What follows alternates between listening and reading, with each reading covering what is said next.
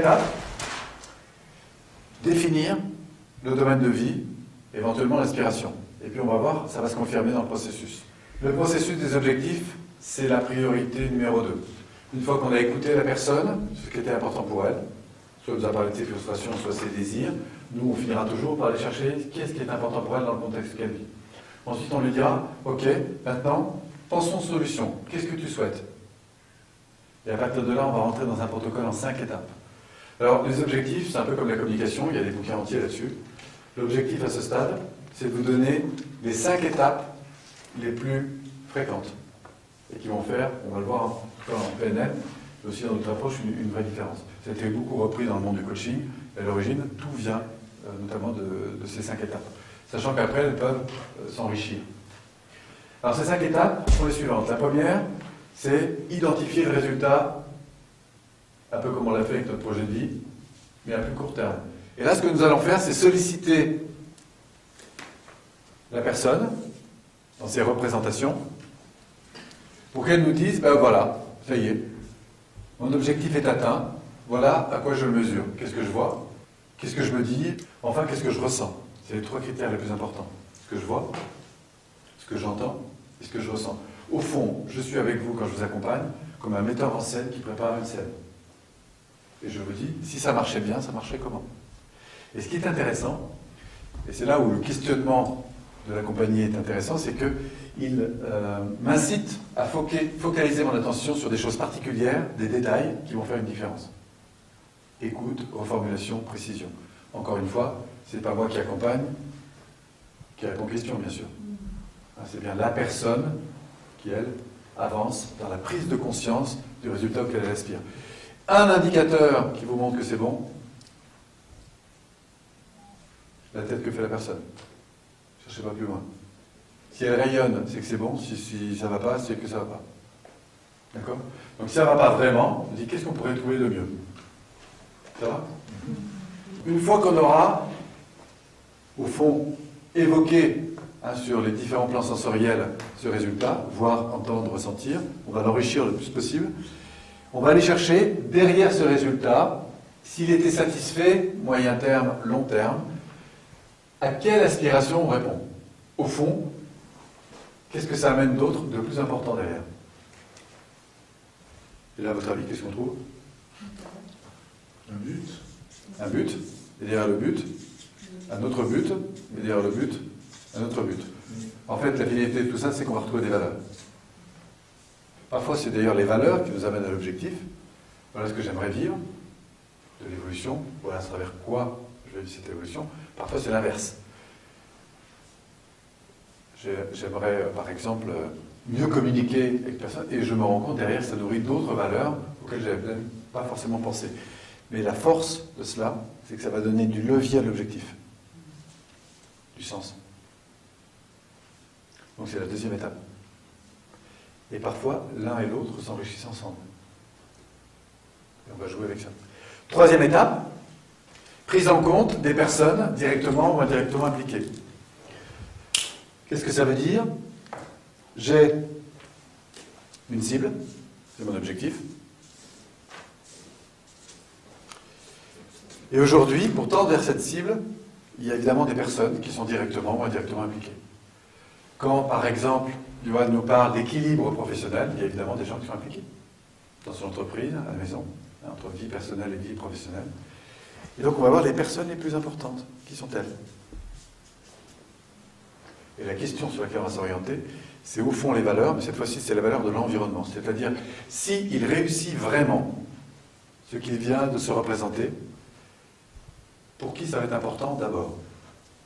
Exemple. Les enfants. Les enfants. Et là, on va se dire, tiens, le petit bout de chou là, en quoi c'est important pour lui, pour eux, qu'ils réussissent? Et là, vous allez voir que vous apportez encore du levier, à la motivation. Et parfois, il y a aussi des contraintes. Par exemple, s'il est moins dans son travail, ben, son équipe peut demander où il est passé, s'interroger, est-ce qu'il est encore avec nous? Donc ça, ce serait des contraintes. Et là, ça va être intéressant parce que du coup, on va se dire, tiens, comment prendre en compte le partenaire professionnel quand tout d'un coup, il va se rendre compte que je passe plus 12 heures par jour dans la cuisine? Et là, on va prendre en compte ça, par avance. Ça s'appelle faire de l'écologie en accompagnement, c'est-à-dire la prise en compte de l'environnement.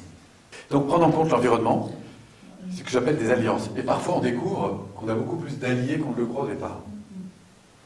Ça peut être aussi trouver les bonnes ressources, enfin bref, il y a tout un champ des possibles. Quand on en sera là, quatrième étape, on va rentrer dans le côté un peu plus carré d'ailleurs justement du 4, carré, du processus, c'est-à-dire qu'on va se dire ben, finalement, qu'est-ce que je vais changer, qu'est-ce que je fais, on est bien dans une dynamique de faire, quel est le comportement que j'ai, que je n'avais pas jusqu'alors, et qui génère ce résultat. Au fond, quelle attitude, comportement, je vais représenter ça par une vague, qu'est-ce qui me montre en fait que je suis sur la bonne direction? Qu'est-ce que je change comme habitude que je n'avais pas jusqu'alors? On est bien dans du comportement. Quelle est la mécanique qu'il faut que je mette en place pour réussir? Donc on va se poser la question. Et notamment à court terme. Et pourquoi je parle de premier pas? Parce que s'il en va d'un nouveau projet comme d'une fusée qui décolle, le maximum d'énergie dépensée se fait au départ. Une fois qu'on est lancé, c'est un peu comme en vélo, ça roule. Donc on montre là que c'est vraiment dans le court terme, et on le voit dans des personnes, si on a affaire à des personnes qui ont des difficultés importantes, combien il est important de cadrer les choses à très court terme en matière de comportement. Au fond, on est dans des mini-objectifs. Et enfin, nous terminerons sur un levier qui va faire une grosse différence. C'est l'état interne dans lequel est la personne. Et là, le cerveau nous offre quelque chose d'absolument magique. C'est-à-dire qu'il peut se visualiser dans un objectif pleinement réalisé. Au fond, je vais dire, par exemple, à Johan, ben voilà, tout ce que tu viens de te représenter, les valeurs que tu mets derrière, les conséquences que ça a pour ton environnement, les comportements que tu mets en œuvre pour que ça fonctionne comme ça, au fond, si ça marchait comment? Au fond, qu'est-ce que ça va nourrir chez toi sur un plan émotionnel? On va retrouver des éléments qui sont liés aux valeurs, mais moi je vais le focaliser sur la représentation, au fond, de ce qu'il vit. Qu'est-ce qu'il tire de positif pour lui? Et une fois qu'il a fait ça, qu'il a vu, je dis, tiens, ferme les yeux. Et là, on va se projeter, on va être un peu comme des chrononautes. Nous allons nous plonger dans cet avenir qui a été rêvé. Et à partir de là, on va trouver un état émotionnel particulier. Ça peut être de la confiance, ça peut être de l'ouverture, ça peut être de la légèreté, ça peut être de la concentration, ça peut être ce que vous voulez, très, très large. Mais ce qu'on va pouvoir faire, c'est aller chercher des références, des souvenirs, de moments où la personne a vécu ça sur un plan émotionnel. On verra comment le retrouver. Et ensuite, renforcer ce sentiment, d'accord, et faire un doux mélange entre le ressenti et la visualisation de toutes les étapes qui ont été définies. Et quand la personne aura terminé, en fait, ce que vous allez observer, le constat qu'elle va tirer, c'est que ce qu'elle visualisait d'abord est beaucoup plus clair, beaucoup plus accessible et beaucoup plus nourrissant. Il y a une espèce de mélange émotionnel qui s'est fait autour de ça, et ça lui paraît évident. On se rend même compte d'une chose, c'est tellement évident pour le cerveau, puisque les circuits neurologiques sont construits, qu'après ça devient difficile de passer à côté.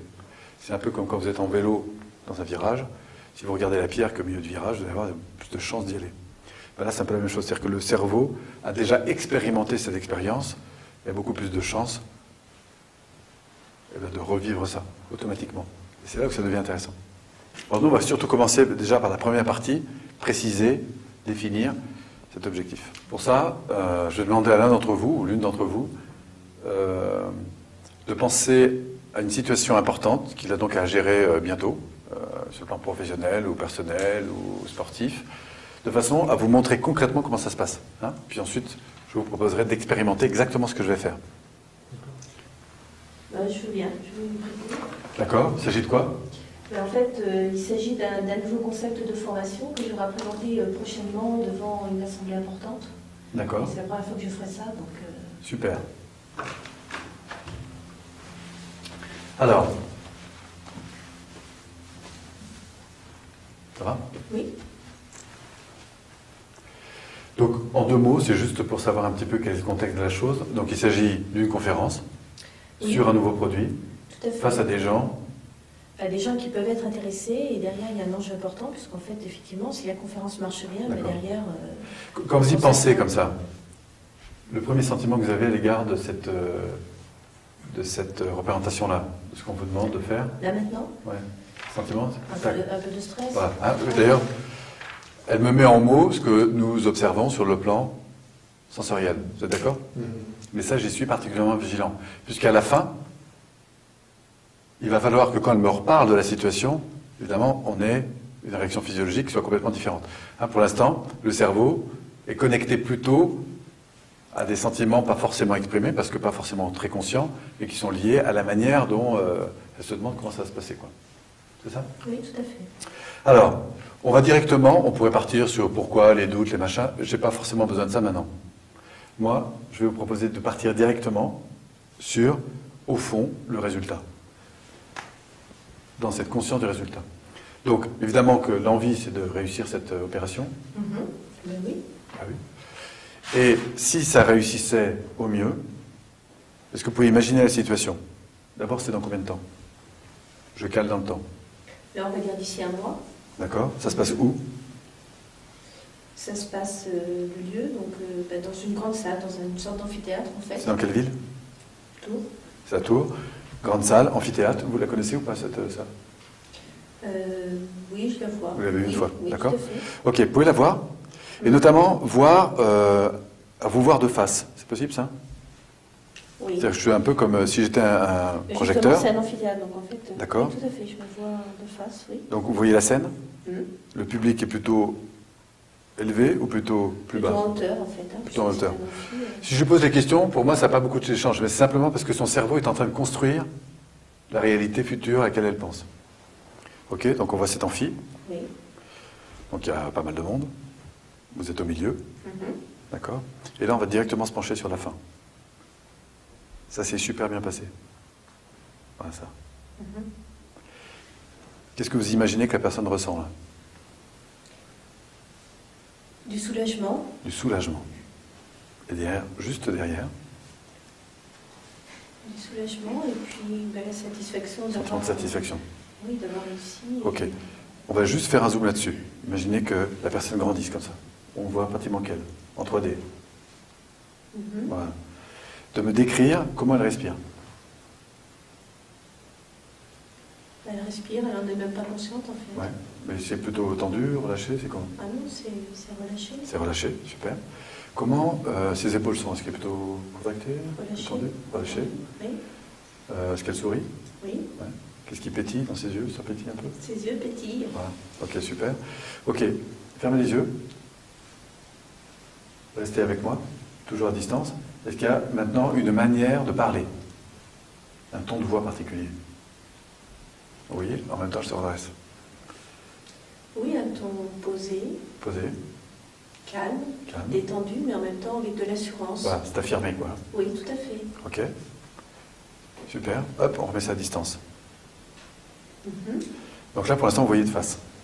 Oui. On va faire une chose, c'est qu'on va imaginer que la scène tourne. Ça, c'est pour enrichir encore la représentation de la situation. Maintenant, vous voyez de dos. Vous pouvez vous voir de dos? D'accord. Ça veut dire que le public est devant. Ouais. Ça change un peu, hein. Oui, oui, tout à fait. C'est bon. Mais vous sentez que la personne est vraiment en pleine confiance. Elle vient de terminer. Oui. Ok, fermez les yeux. Rapprochez-vous. Juste à 1 mètre. Et décrivez-moi à quoi vous sentez que cette personne est vraiment au top. De dos. Ouais. Ça, vous la voyez de dos. Qu'est-ce que vous observez? La posture, elle est... Redressée. les épaules sont ouvertes. Comment elle respire? De la même Bien, façon. sereinement. Voilà. Sa voix. Sa voix est calme, elle est profonde. Super. Il y a de l'assurance. Faites juste la chose suivante. Vous allez vous mettre entrer dedans, comme si vous y étiez. Fermez les yeux. Mhm. Imaginez que ouais, c'est terminé. D'accord. J'avance dans la scène. Vous faites comme si vous y étiez dedans. D'accord. Vérifiez que ça vous convient vraiment. Si ça se passe comme ça, c'est top. Mhm. Voilà, on y est. Mhm. Super. On remet ça à distance.